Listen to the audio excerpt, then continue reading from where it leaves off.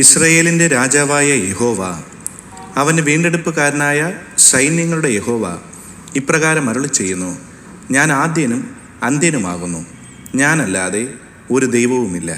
ഞാൻ പുരാതനമായൊരു ജനത്തെ സ്ഥാപിച്ചതു മുതൽ ഞാൻ എന്ന പോലെ വിളിച്ചു പറയുകയും പ്രസ്താവിക്കുകയും എനിക്ക് വേണ്ടി ഒരുക്കി വയ്ക്കുകയും ചെയ്യുന്നവൻ ആര്? സംഭവിക്കുന്നതും സംഭവിപ്പാനുള്ളതും അവർ പ്രസ്താവിക്കട്ടെ. യെശയ്യാ പ്രവാചകന്റെ പുസ്തകം 44-ാം അധ്യായം 6-7 വാക്യങ്ങൾ.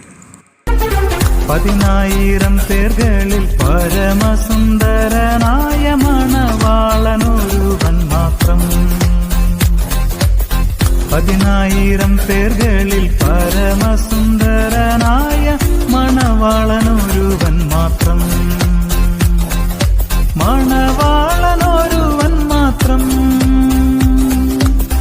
മണവാള